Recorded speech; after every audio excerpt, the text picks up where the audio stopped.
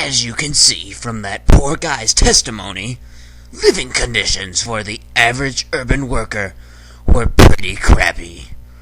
And the corrupt city governments rarely did anything about it. One ruthless political boss in particular swindled thousands from the city treasury, while laborers worked for unreasonable hours, for unfair wages, while people dropped dead in the streets, sick from unsanitary conditions. He sat in his office smoking cigars. He was the most evil, the most odious, the most diabolical political boss the world has ever seen. Boss Tweed.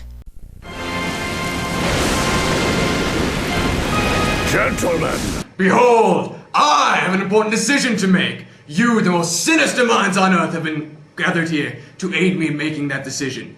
Now, my evil cronies from the New York City Democratic Party and I have acquired millions of dollars from the city's treasury by helping to pass bills for a project with fake expenses. Ha-ha! The extra money went right into our own pockets. A truly diabolical scheme, if you ask me. But, should I spend this money on important reforms like welfare services or on myself? Rise and spouting power! Don't please stop!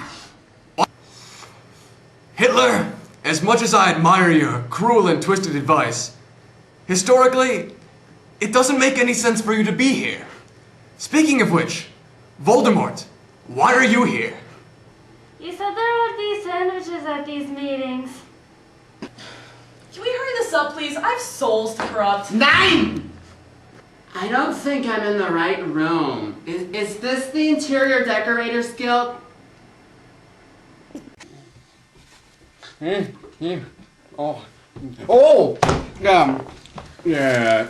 put an end to this evils of the political bosses and stuff. Progressives once again turned to the method of writing books.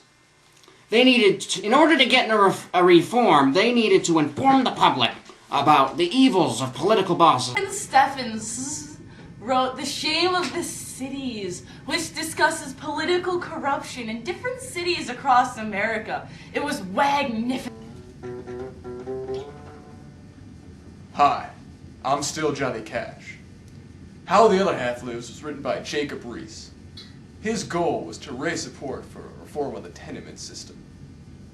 Line. I know. This is a whacked out movie anyway. You're gonna get an F. I am with that attitude. Now come on, say the line. Will you let me vote? Fine. Alright. Thomas Nast drew up many political cartoons exposing the evils of Boss Tweed, which helped bring down the sinister political boss. Psych, you're not voting. Get back in the kitchen.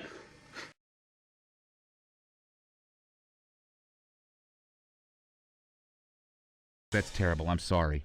These writers helped to raise reforms. Eventually, some cities, in order to improve the lives of people who lived in urban areas, some cities began to offer welfare services. The municipal government system was also changed to prevent political boss or machine rule.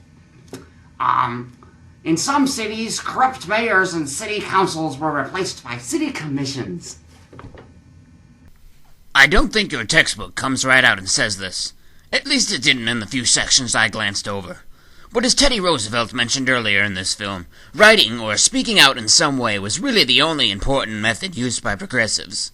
Yes, I'm sure somewhere along the lines there were protests and riots and other crazy stuff like that, but it really seems like people such as Upton Sinclair or Lincoln Steffens are the ones that we can really thank for helping bring about the successes of the progressive era. In America. The Meat Inspection Act, the Pure Food and Drug Act, welfare services, reforms in the municipal government system, all that stuff you just heard about, those are all just some of the successes of the progressive era. But there were also limitations, or problems that progressives didn't get around to fixing. For example, the issue of racism and segregation in America would not be addressed for many years. The entire progressive movement itself eventually fell apart at the outbreak of World War I, as people became more concerned with the war overseas than reforms at home. in America. So, I guess that's it. I don't have anything else to say. That's not a very exciting ending.